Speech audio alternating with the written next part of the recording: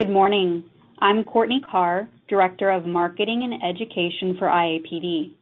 Thank you for joining today's e-training webinar, Introduction to Chemical and Corrosion-Resistant Plastics, presented by Eric Weir and Ryan Flexman of Mitsubishi Chemical Advanced Materials. During the presentation, you may submit questions into the Questions tab on your webinar toolbar, and we will answer them at the conclusion of the presentation. Following the webinar, you will receive a link to a survey. Once you have completed the survey, there will be a link to download the presentation slides. A recording of today's webinar will also be available for download on the IAPD website. Eric Weir is the Technical Service Engineer for Mitsubishi Chemical Advanced Materials in Pennsylvania.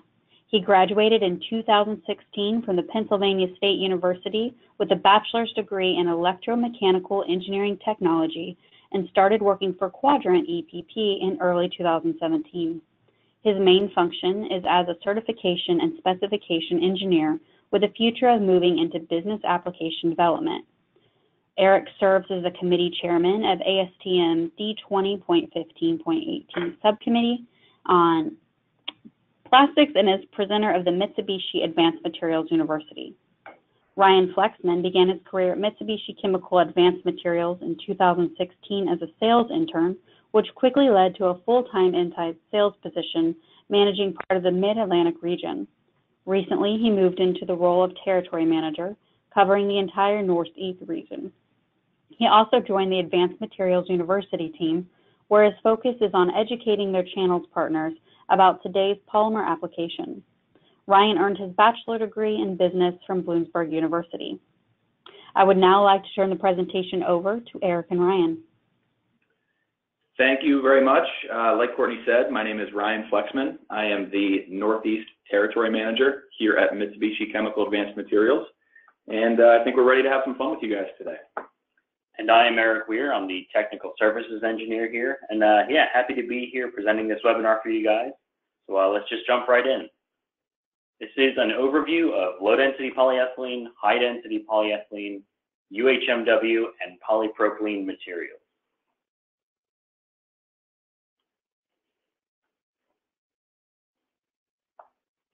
So what is CCRP? We like to use this acronym standing for Chemical and Corrosion-Resistant Plastic.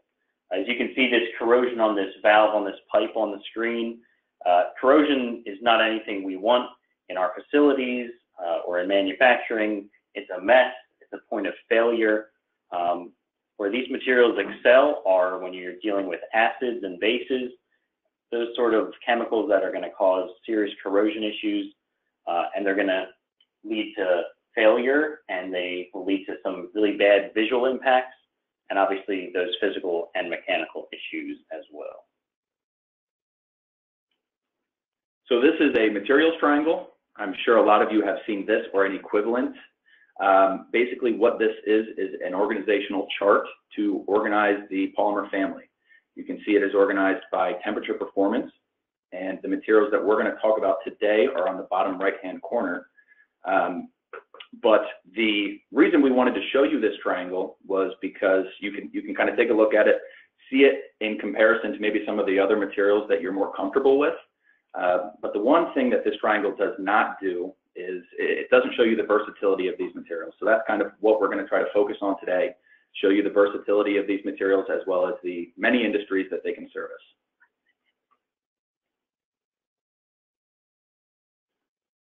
So starting off here, we have a few advantages and limitations. The first one being excellent chemical resistance. Today we're going to talk about a few applications where specifically polypropylene comes in direct contact with some nasty chemicals that would otherwise corrode maybe a metal or stainless steel or even other polymers. These materials are also very weldable and have fantastic fabrication options. I know I've worked on a project in the past where an engineer took a few specifically UHMW sheets that were 4x8 in size, fabricated them down to a smaller size, formed them into an angle, and then welded them together. So they pretty much turned a few 4x8 sheets into a 5 or 6 foot diameter tube. These materials are also extremely tough. They have a fantastic impact strength and abrasion resistance, resistance, so you really don't have to break the bank or pay an arm and a leg in order to find a material that works fantastic as a bumper or a shield component. And the last one, they have a near zero moisture absorption. A lot of other materials and polymers specifically will absorb moisture, swell up, and lose a lot of their performance capabilities. So the fact that these CCRP and UHMW materials do not have that issue is a big advantage. Some of the limitations of these materials, these materials have lower strength. You're not going to get the strength and stiffness that you would get with higher materials that are higher on the triangle. We like to say these materials have roughly about a third the strength of nylon. Another limitation would be low temperature performance. These materials max out at about 170 degrees Fahrenheit for the UHMW being the most temperature resistant of these materials. So you're not going to get high temperature performance like you would with some of the other materials on the triangle that Ryan talked about. You're also going to have to deal with high thermal expansion. You can have up to 2 times the movement of nylon. So that means when you have large swings in temperature, you can see the tolerances and the fittings and that sort of thing. They'll start to move. You'll have the fittings won't be in the right place, and you can also have issues with the material bowing or warping because of that large swing of temperature. So those are just some things to keep in mind when you're talking about CCRP and UHMW materials. And as a little bit of a fun fact here, all of these materials that we're talking about today can float when they're placed in water. They all have a density of less than 1. So if you have a small enough piece of material and you're trying to identify what, let's say, white piece of plastic that you have is, if you've got a cup or a pan or something that you can fill with water, toss the material in. If it floats, it very likely could be one of these materials. That's just kind of a fun little potential material identification if you're trying to find out what material you have. So the first material we're talking about today is polypropylene. There's kind of 2 main grades. There's a homopolymer, which is the standard general purpose grade. And then there's also a copolymer, which is a little bit more pliable and winds up having significantly less centerline porosity. That centerline porosity kind of exposes itself as stress or little tiny holes in the material.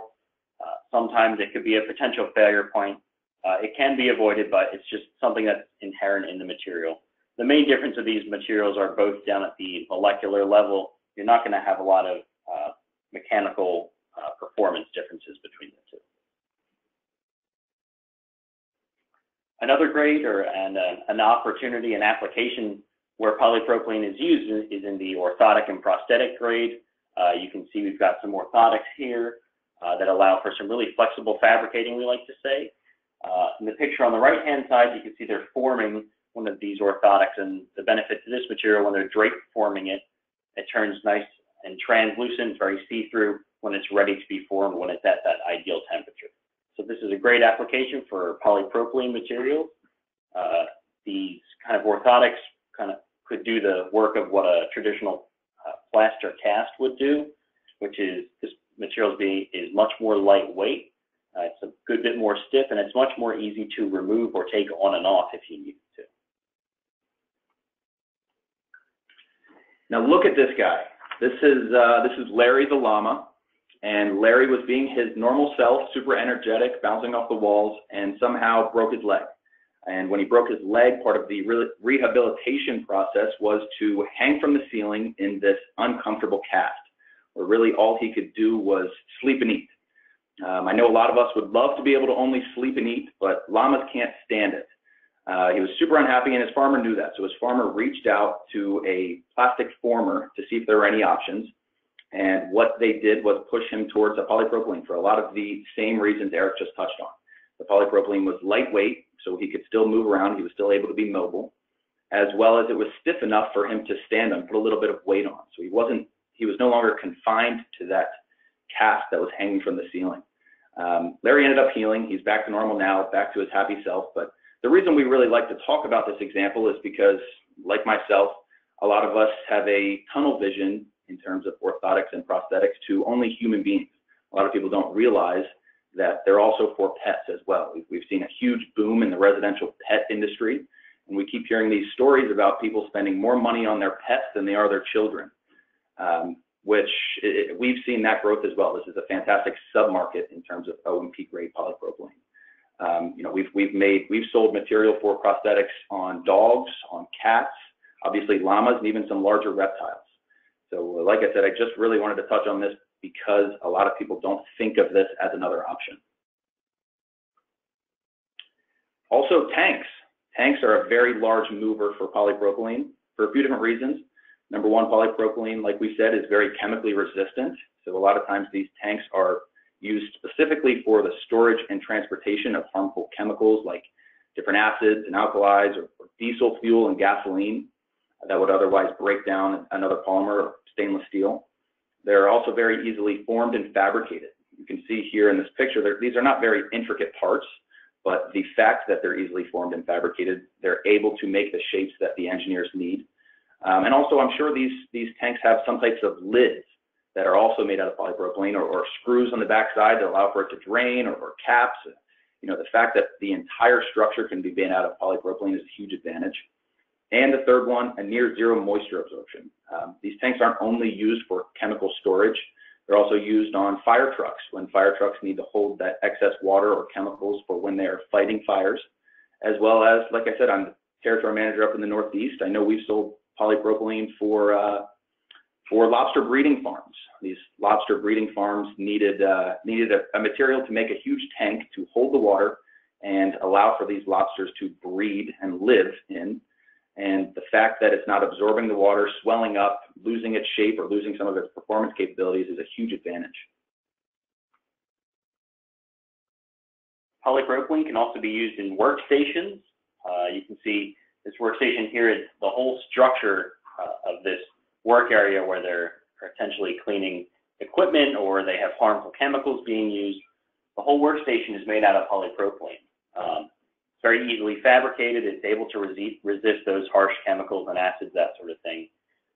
They can be very portable since they're lightweight, since they're made of polypropylene, and they're customizable with those fabrication options. You can put drawers in. They're able to mount lights. You can also have baffles or vents in if you wanted to have a fume hood if you had some really harsh chemicals. So great application for a decent amount of polypropylene. Another structural polypropylene application, it could be used in a clean room or a lab environment. We oftentimes see this material used in semiconductor industry. It's lightweight. It's able to be portable. They're able to mount their PLC controls, that sort of thing on the left side, as you can see there. They can have drawers down below for computer equipment or anything else. And then they've got openings at the top. They could be sinks. They could be storing chemicals in there. Some part of the equipment, some part of the process that they need. The polypropylene is just a great structural material for this sort of equipment. Next materials we're talking about are low-density and high-density polyethylenes. So the low-density polyethylene, because of that lower density, does have a lower strength, and it winds up being a little bit more flexible. But it also gives you some great molding options because of that lightweight. You can see on the right side here, we've got this person in the halo or a bit of a brace because they've had some sort of injury. So low-density polyethylene is used a lot in that industry. It's very easily formed. But it's able to stay stiff enough, similar to the polypropylene orthotics.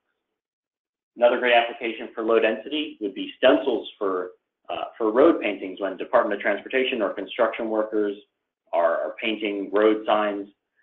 Low density polyethylene is a great tool to use as a stencil. You can see the stop wording and the arrow. Low density is much better than paper in these applications. It's much stronger. It'll last longer. It's not going to tear. And it's much better than wood in these applications as well. It's lighter weight, and it just works out a lot better. You're not going to have swelling issues or anything like that. And it winds up being easier to clean because of that chemical resistance. If you're trying to make that stencil nice and clean again, you can use some chemicals, some harsh chemicals on it to clean that extra paint off, something like that. And then high-density polyethylene is a greater strength polyethylene material because of that higher density. And is more widely used in the industrial world. We're certainly involved on the industrial side, less of the consumer side. A lot of low-density polyethylene is used for paper bags and that sort of thing, but we're focusing on the industrial applications today. Yeah, so kind of like what Eric said, a nice reminder for me has always been polypropylene is kind of an unofficial chemical or medical grade of CCRP material, while high-density polyethylene is more of a food or industrial grade. While a lot of times they do cross paths, it's just something that allows me to remember some of the advantages and limitations of each material. The first high-density polyethylene application that we're going to talk about today are jig liners. Looking at these pictures, you probably can't really tell what they are, but basically this was a new process for engineers to form aluminum. What was happening was the aluminum was placed on top of these jigs while a large press pushed down to form the aluminum into the shape of the jigs. And it was working fantastic, other than the fact that the steel was kind of damaging or scratching the aluminum. So they needed to find some material to put in between the relationship and allow for a bit of a bumper. They started off with wood. Wood wasn't able to handle the pressure, as well as it was splintering and continuing to scratch the aluminum. So they bumped over to a high-density polyethylene that was able to take the pressure, as well as it was protecting the aluminum. Basically, the aluminum was formed for the inside of refrigerators and freezers, but it could be for really any type of appliance structure. You can just see that the high-density polyethylene worked as a fantastic protection option for the aluminum. Rack jobs. Rack jobs, very specifically automotive rack jobs, but rack jobs can be in all types of assembly applications. For those of you that do not know what a rack job is, please allow me to explain before you Google it, because the rack jobs that Google will show you are not the same rack jobs that I'm going to be talking about today. Rack jobs are used for two different reasons. Number one, they are fantastic shelves. They're racks. They're exactly what they sound like, and they organize the different components during the assembly process as well as transportation. So I like to think of the automotive industry. These racks are moving from one place to the next down the assembly line, and a lot of that assembly has become automated. So I like to think of these robots reaching out and grabbing a steel gear or a windshield or the doorknob to place it on the actual fixture. And those components need to be exactly where the robot thinks they are. And that's kind of where these racks come into play, the high-density racks come into play. They're also able to be customized so that the gear or the windshield can fit directly into it for protection reasons. I mean, a lot of times these racks are being sent from Pennsylvania to China, and during the transportation, if these were on a metal or steel rack, the windshield, the doorknobs, the dashboard might get damaged, and as well as the racks. So it's a fantastic protection aspect for these parts as well. But the most exciting thing about these rack jobs are they're very often high volume.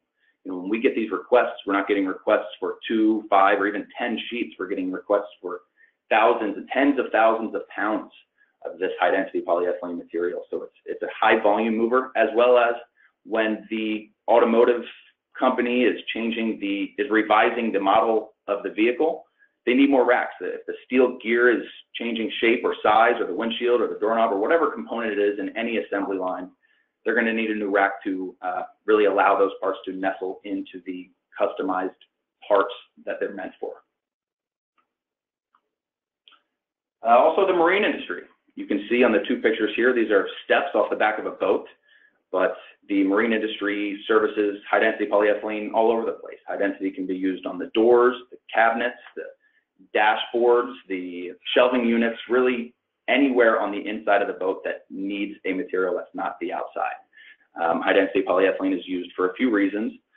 There are grades available that have that textured finish that will allow for a little extra grip for when Johnny's running off the back of the boat. He's not going to slip and fall if it were a UHMW or something like that. As well as they're easily formed and fabricated. These shapes are not intricate, but at the same time, they need to form to the outside of the boat, as well as fit the shape and the size that is exactly needed. So the fact that they're easily fabricated is a huge advantage. And the near zero moisture absorption. A lot of times these are being splashed or even sometimes fully submerged in the water. So the fact that they're not absorbing that water and swelling up, changing shape when it comes in contact with water is a huge advantage. But like I said, it's all over the inside of the boat, the dashboard, the doors.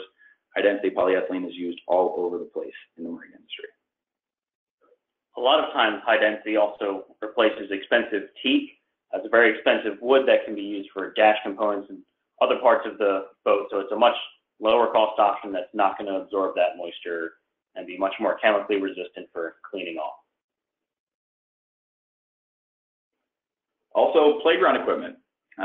You can see these two pieces of playground equipment. I mean, the 10-year-old me is jumping out of my skin right now with jealousy because this was absolutely not the playground equipment when I was a young gun. You know, my playground equipment was probably made out of a wooden structure as well as a stainless steel or metal slide. There were a few reasons why they moved away from that. First off, the metal slide was maybe rusting or corroding from the rain, as well as becoming extremely hot from the sun. And the wooden structures were also absorbing some of that rain or splintering and getting splinters in the children's feet. So the fact that that is no longer an issue with high-density polyethylene is a huge advantage. High density is also very easily formed and fabricated into different sizes and shapes.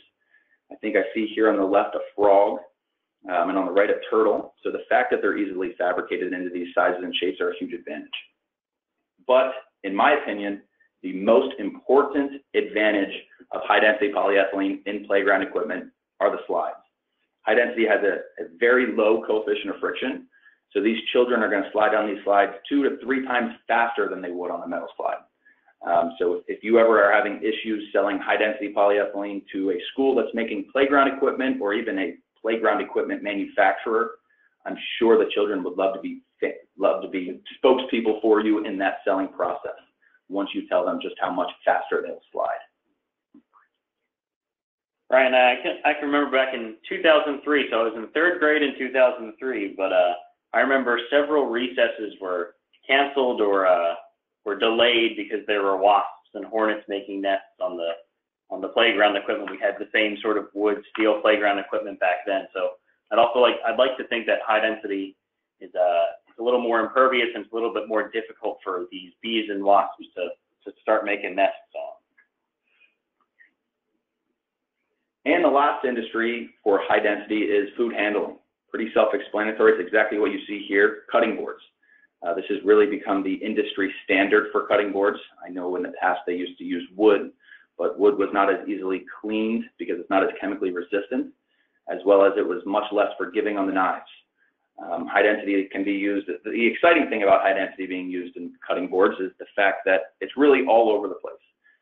A lot of these other applications that we've talked about are pretty geographical, while high density cutting boards are used in your local grocery stores, in delis, meat processing facilities, and even at your house. So the fact that high density is used all over the place means that it can be sold pretty much anywhere.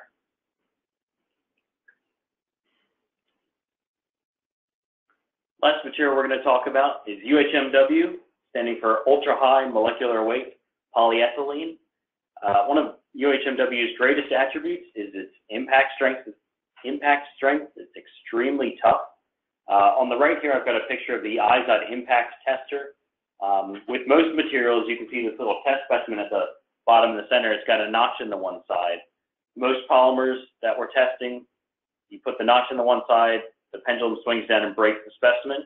Since UHMW is so impact resistant and so tough, you actually have to put a double notch, so notch both sides of that test specimen. So I thought that was an interesting little picture and a way to display how tough UHMW is, that you can't even test it the same way as some of the other polymers. UHMW also has great abrasion resistance. Ryan's going to go over some really cool applications in a few slides where there's some serious abrasion against this material, so it helps resist that and it doesn't wear down like some other materials might. It also possesses some cryogenic capabilities, so if you have need for a polymer at below 0 or freezing temperatures in some foreign country or in a lab or something like that, UHMW can still give you some mechanical performance unlike most other polymers down at very low temperatures. And then the last main point of UHMW is there's many formulations that are available out there. There's tons of different additives that are able to be put into UHMW to modify the material and enhance its performance, whether it's something to give it strength and stiffness like a glass, or even a lubricant to make it more of a bearing grade material. So it's a very flexible material, very widely used, and it's just an excellent material. Stalk Stompers. This is my absolute favorite application that we're going to talk about today. To give you a little bit of a backstory, the farmers back in the day, they started to realize that the wind and the rain were starting to damage some of their crops, and specifically the corn stalks. So what they did was they genetically modified these corn stalks to become much more stiff, and it worked.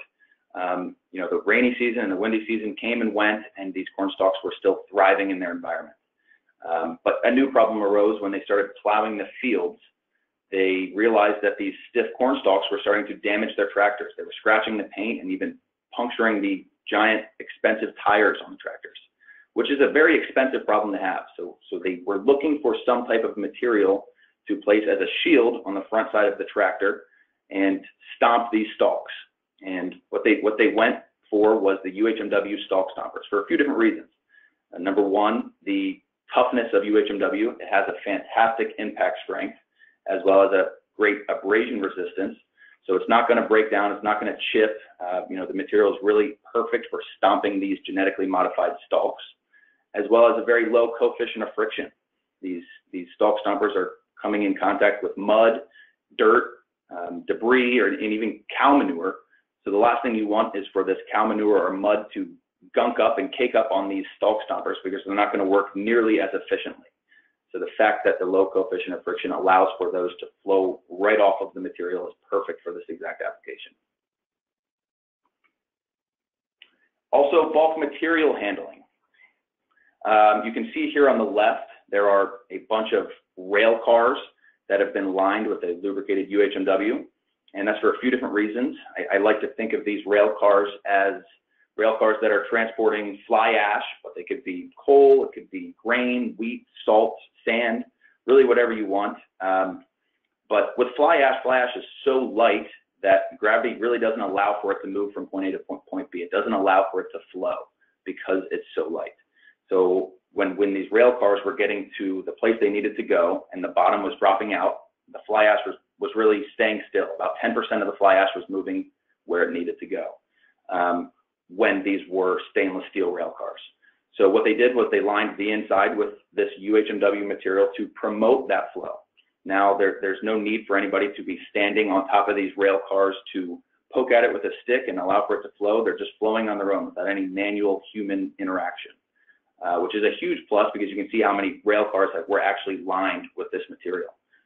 It's a fantastic industry as well because of you can see this picture on the right, the UHMW. We have an engineering group that is able to put score cuts on the material to allow for it to bend. But you know, there are plenty of engineering firms and other companies out there that will also be able to do that. You can see this is one piece of material. These score cuts allow for corners and allow for it to bend into different sizes and shapes of whether that's a hopper or a rail car, a bin, a chute, a cargo ship, really anything that you want to line the inside of to promote flow. The fact that there's score cuts there will allow for it to fit directly into your shape, as well as they're able to be mechanically fastened or even welded to the structure or to each other to make larger shapes. Another linings application is logistics linings. I know we've all seen a giant boom in the online shopping industry. And with that, we've also seen a bunch of warehouses and distribution centers opening up on every exit of the turnpike. And in those warehouses and distribution centers are these slides that have packages move from point A to point B, whether that be to the packaging station or even to the truck. A lot of times these packages are moving down these slides to go to the next point in the chain.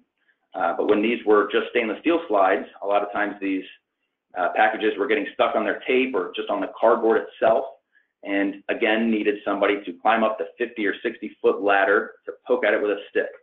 Another thing they were doing was greasing or just lubricating these slides to allow for these packages to flow. But you know, then my girlfriend started getting grease stains on her brand new Jimmy Choos, and she was upset about it, and I had to hear about it, so I was upset about it. So really, this dry lubricated UHMW worked perfectly to allow for these packages to flow because of that extremely low coefficient of friction.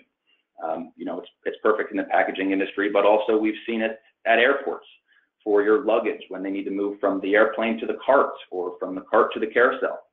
These slides, this UHMW lining the inside of these slides works perfectly to promote flow. The linings are also actually a great material to be used, I imagine, in a lot of mail rooms as well, when you've got really light envelopes and that sort of thing. If you don't have a very steep angle, a material such as this could really help, even something as light as an envelope and cards, that sort of thing, to help flow down into the next part of the supply. So one of the topics we wanted to talk about briefly today is masking. That's something that can be done on the polypropylene and high-density polyethylene materials. It's simply a matter of applying a thin plastic sheet to either one or both sides of an extruded plate or something like that. And it's meant to keep the material more clean and give a better surface finish, especially if the material is masked inline rather than offline. Once the material comes out of the extruder, the masking goes right on it and protects it, so you don't have any human hands touching the material.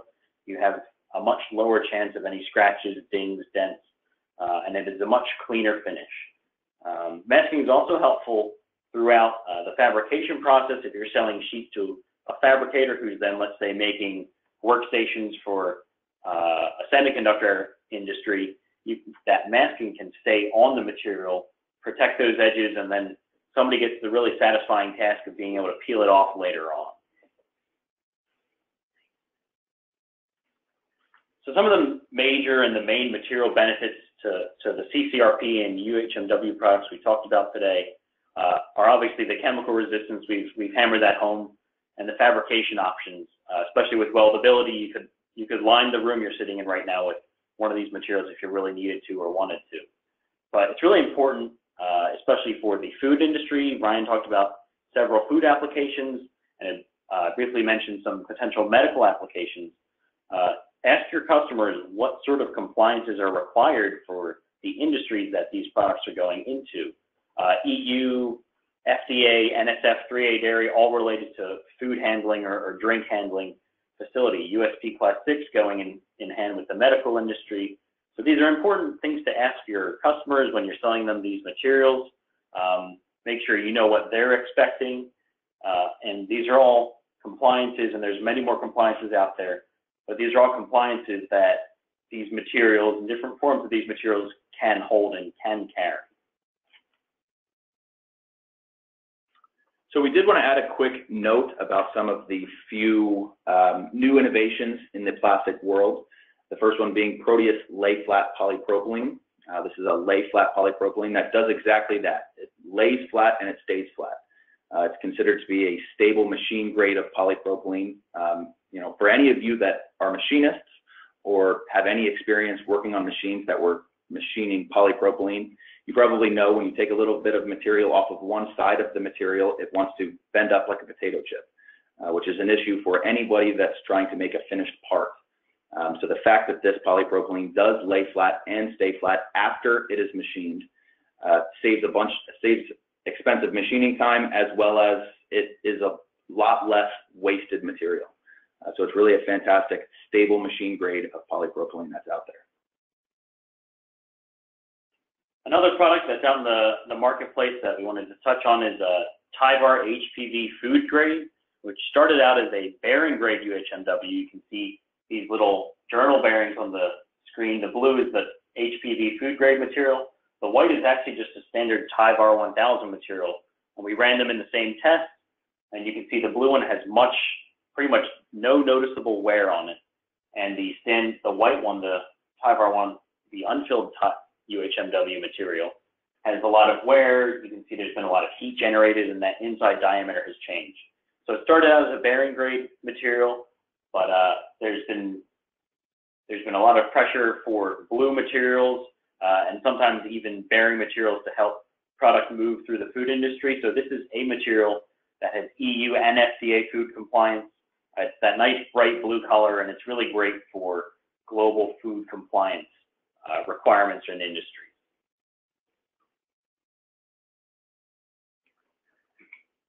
Another thing we wanted to touch on is landfill reduction opportunities.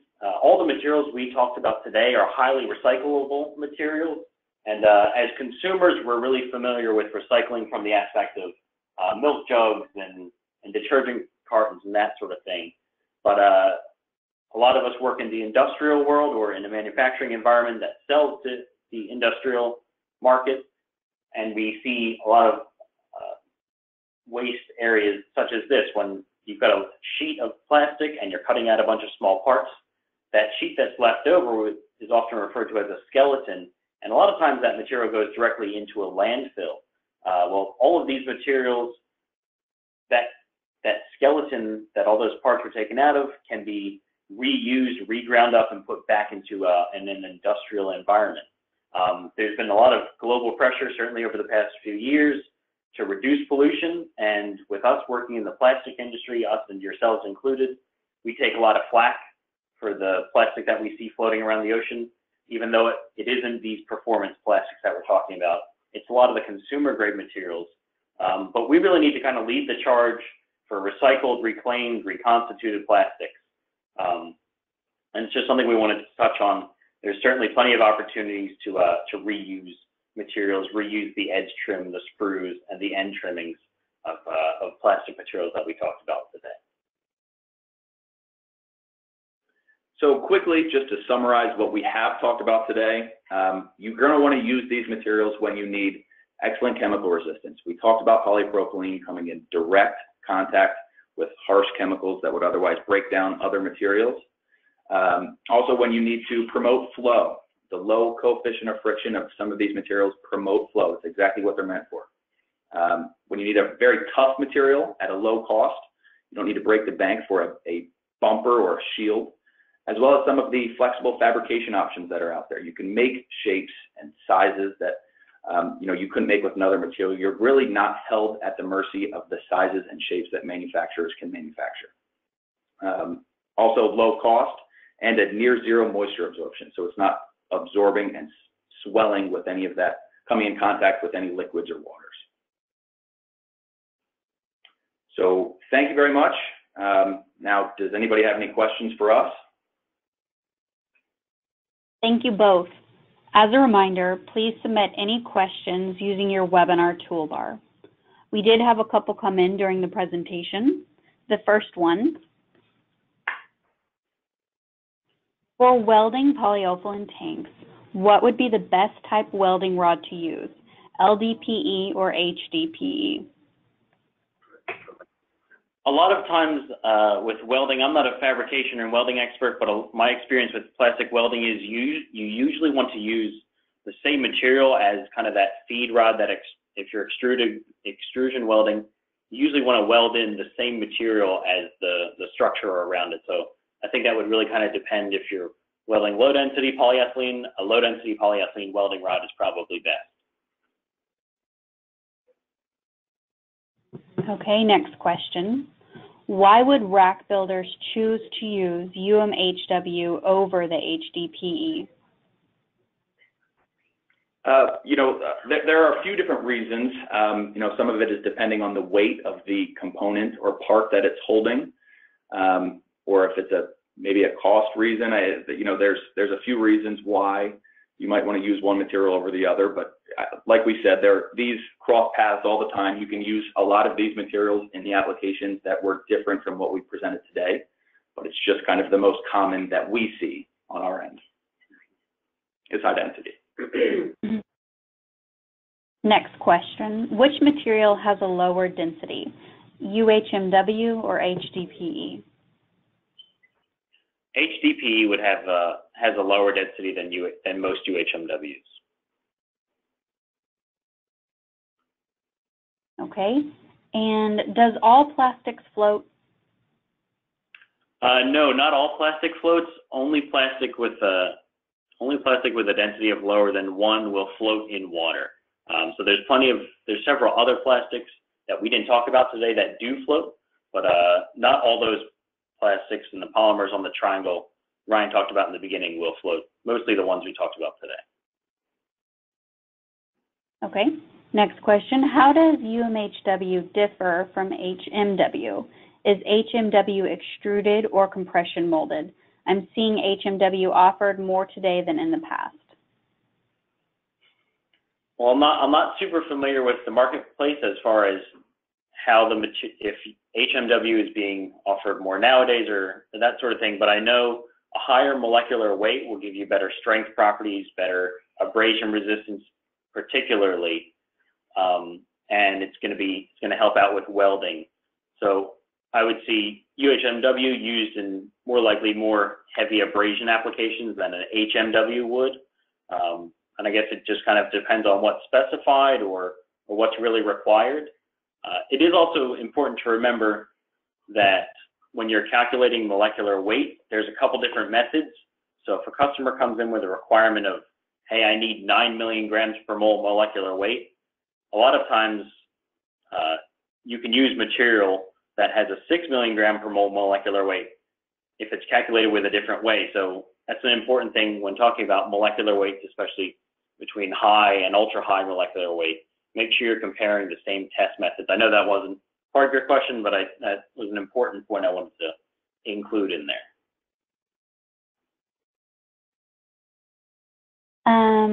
There was a follow-up question that asked if did we only discuss polyolefins today? Yes, the materials we talked about today do also fall into that family of polyolefin materials, correct. Great. So that is all the questions that we have. This concludes our presentation. As a reminder, you will receive a survey about today's presentation. Once you complete the survey, there will be a link to download the presentation slides. A recording of today's webinar will be available on the IAPD website on the webinar page. We will see you all Friday, August 30th for the webinar, Cutting Edge ASTM Testing Made Affordable. Thank you all very much. Thank you, guys.